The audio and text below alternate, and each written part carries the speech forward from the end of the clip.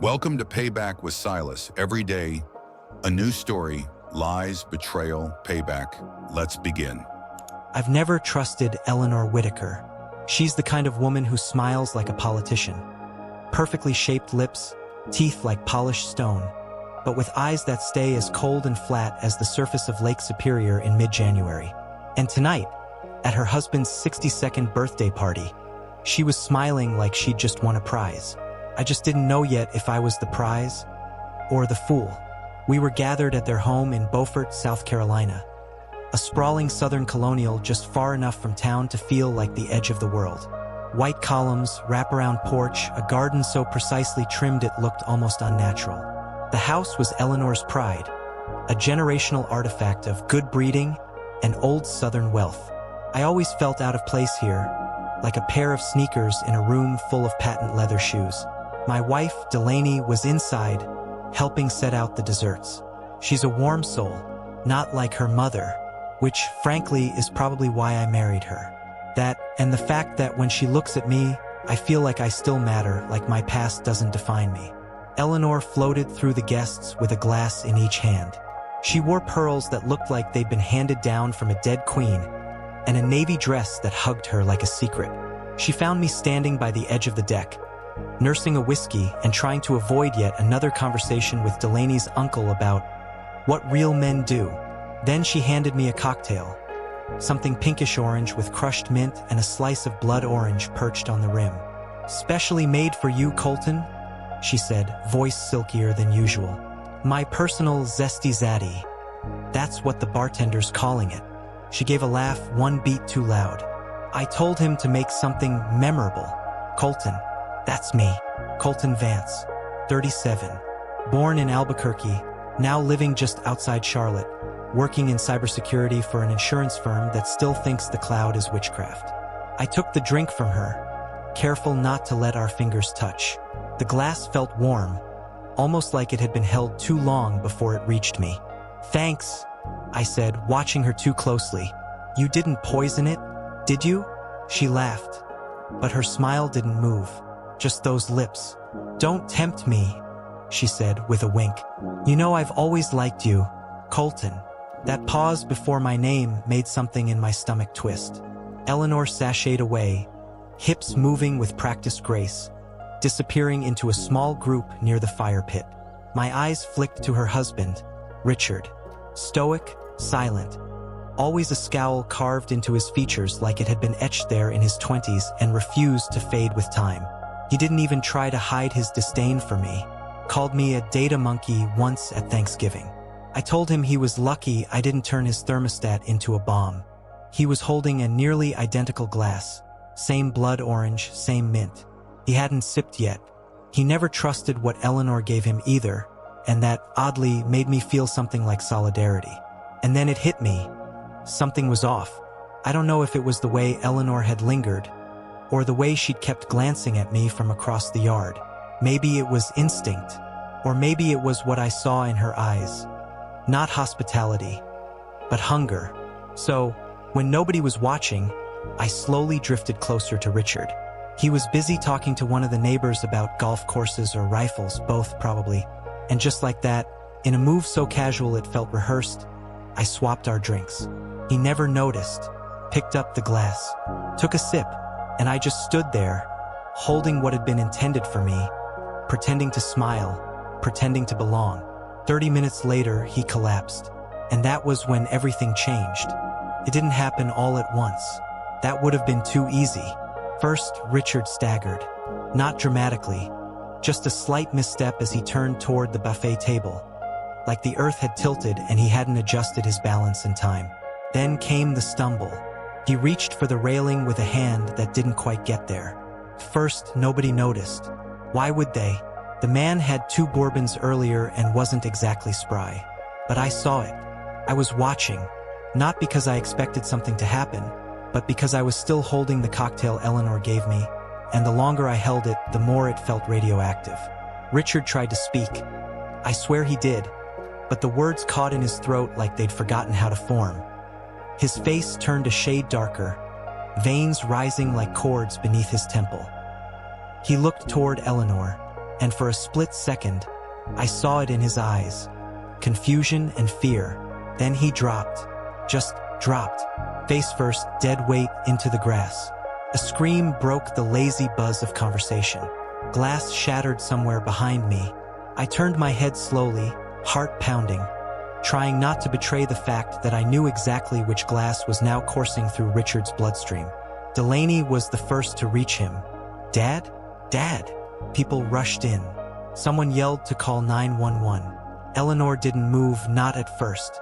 She stood there frozen, clutching her wine like it was an anchor, her knuckles white against the stem of the glass.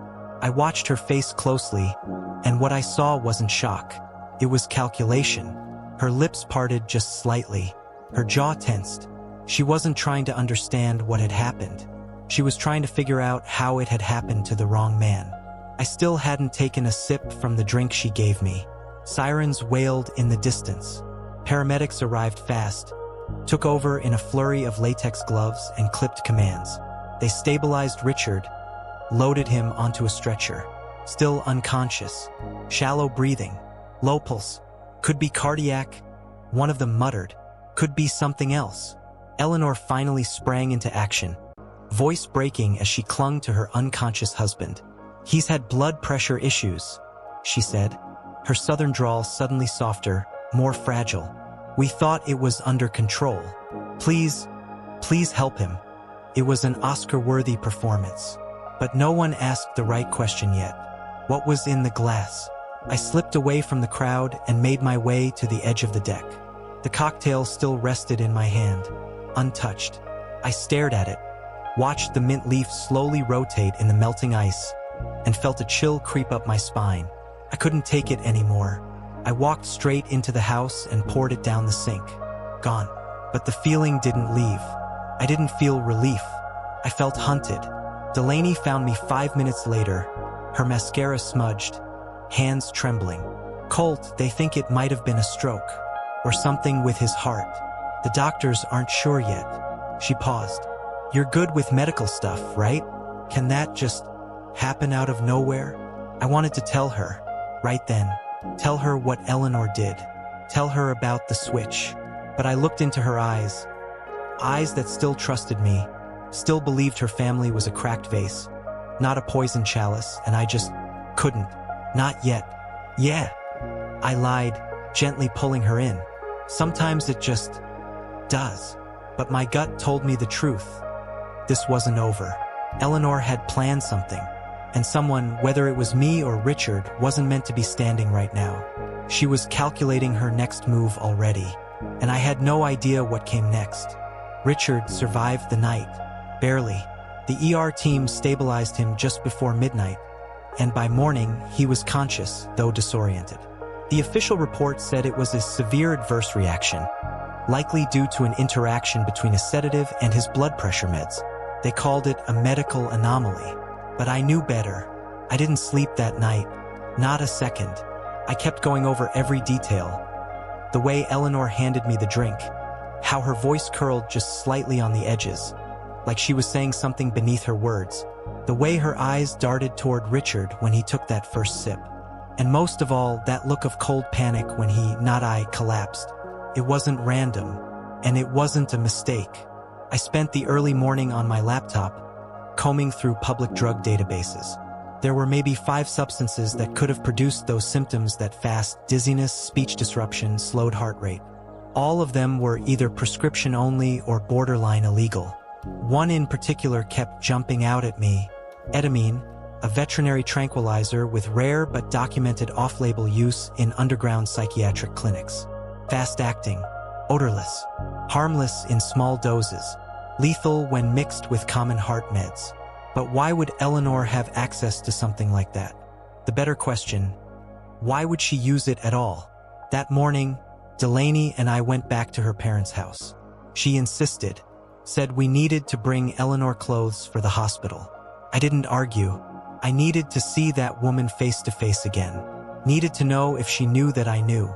The house was quiet, eerily so.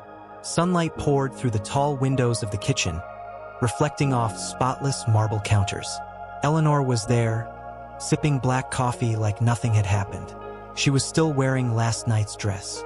When she saw me, she gave a gentle smile. "Colton, you look like hell." "Didn't sleep," I said.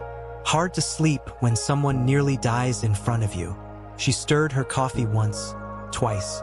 Then, "I'm sure the doctors will figure it out. Richard's always been careless with his meds." "You mean his prescribed meds?" I asked. She blinked, just once. But that was enough. Her calm cracked, microscopic but real. "What are you implying?" she asked, voice still low, but the steel was back. "Nothing," I said with a small smile. "Just thinking aloud." She stood up slowly and walked to the sink. As she rinsed her cup, she said something without turning. "Some people don't realize how fragile the heart is. One wrong mix, and things fall apart." I didn't respond. I didn't need to. I saw her reflection in the window above the sink, and she was watching me. Not nervously, not even angrily, just assessing, like a chess player mid-game. She knew I knew. Now it was a matter of who'd move first. 2 days after Richard's collapse, he was moved out of ICU. Still no visitors beyond immediate family, which technically meant I didn't make the cut. But Delaney went, and when she came back that night, I could tell something was off. She looked pale, quiet, twitchy in a way I hadn't seen since her brother's funeral 3 years ago. "You okay?" I asked, setting down my phone. She nodded too quickly. "Dad's fine." Confused. "He barely remembers anything. He thinks he just fainted." "And your mom?" Delaney hesitated. "She's calm. Too calm." Said something weird. "Like what?" She leaned in and whispered, "Everything finds its balance eventually." Then she just sat there next to Dad's bed, holding his hand, like she hadn't watched him collapse in front of their guests. Like she hadn't. She cut herself off. Like she hadn't tried to kill someone. I finished for her. Delaney froze. Her silence was enough. She was starting to suspect it too. I waited, gave her space, let her connect her own dots.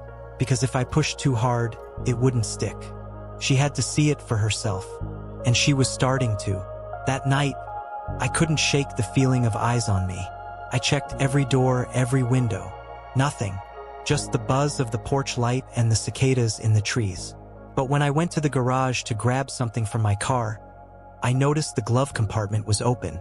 I never leave it open. Inside was a single object.